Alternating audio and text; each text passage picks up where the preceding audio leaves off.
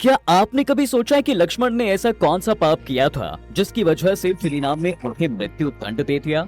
आखिर क्यों लक्ष्मण जी को जल समाधि लेनी पड़ी? आप ये सब जानते हैं कि लक्ष्मण जी श्री राम जी से कितना प्रेम करते थे। तभी तो जब राम जी को वनवास मिला तो वो भी जिद करके उनके साथ वन के लिए चले गए थे। लेकिन दोनों भाइयों में इतना प्रेम होने के बावजूद भी एक बात ऐसी थी जो प्रभु राम लक्ष्मण के बारे में नहीं चाहते थे।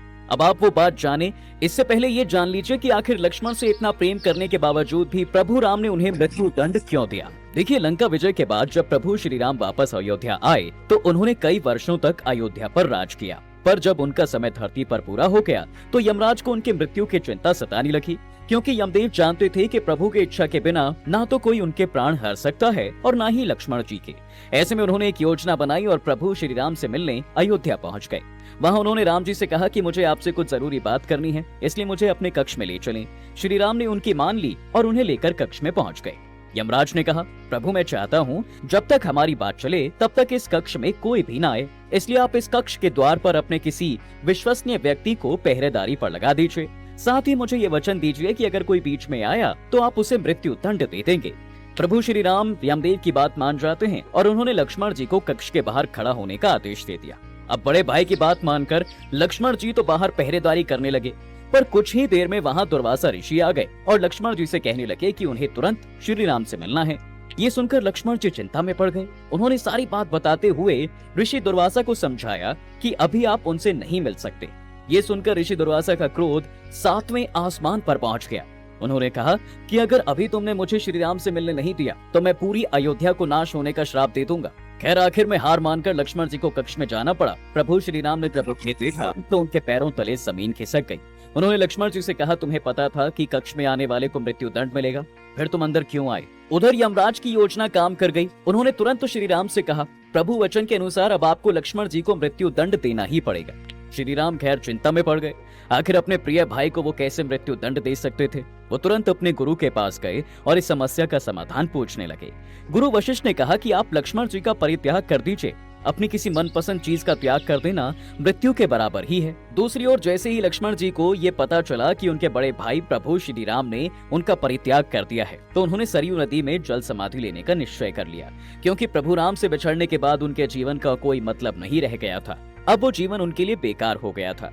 इसलिए लक्ष्मण जी ने सरयू नदी में जल समाधि लेकर अपने प्राणों का त्याग कर दिया।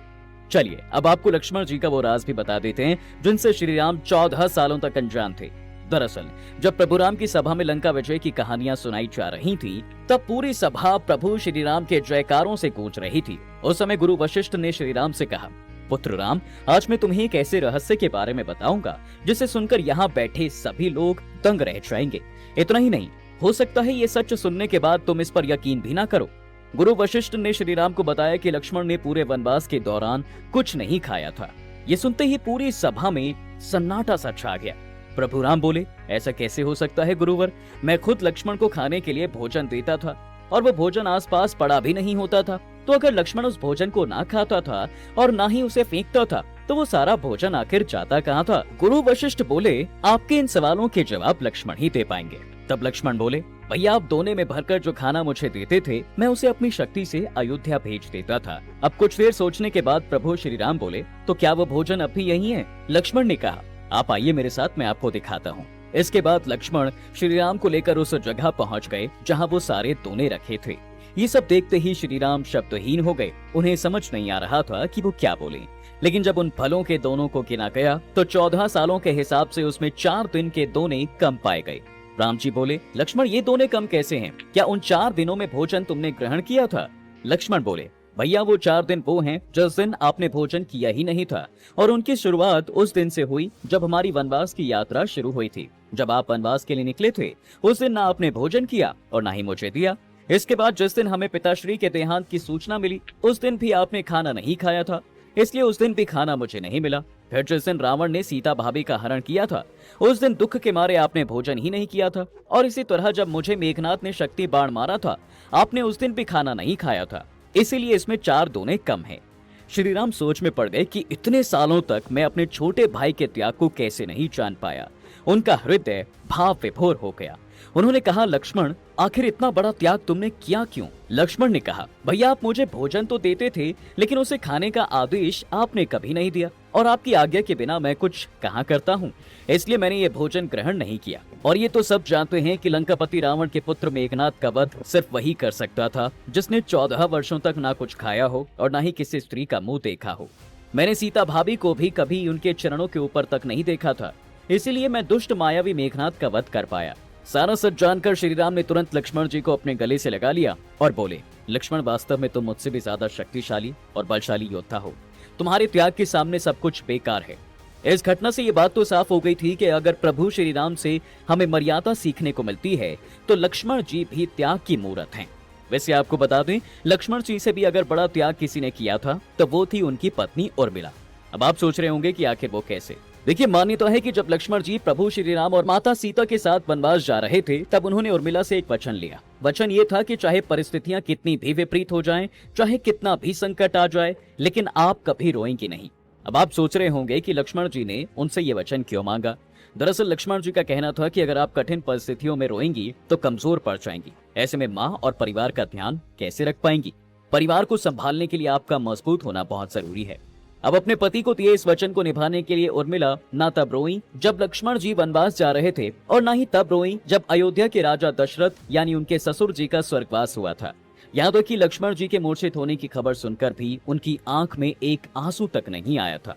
इतना ही नहीं, लक्ष्मण जी अपना कर्म अच्छे से कर सके, इसलिए जब तक लक्ष्मण वनवास में रहे तब तक उर्मिला अयोध्या में सोती रही, यानी कि 14 साल तक उर्मिला अपने पति का साथ देने के लिए सोती रही।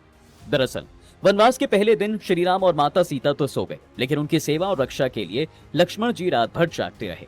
ये देखकर निद्रा देवी लक्ष्मण जी से मिलने गई और उन्हें बताया कि वो जो कर रही हैं वो प्रकृति के नियम के विरुद्ध है। इस पर लक्ष्मण जी ने उन्हें समझाया और कहा कि वो 14 साल तक के लिए उन्हें अकेला छोड़ दें, यानी कि 14 साल तक उन्हें नींद ना आ पाए, ताकि वो अपने भैया भाभी की सेवा कर पाएं। पर इस पर निद्रा देवी ने उन्हें बताया कि ऐसा हो नहीं सकता, ऐसा करना सृष्टि के नियम के खिलवाड़ करने जैसा है।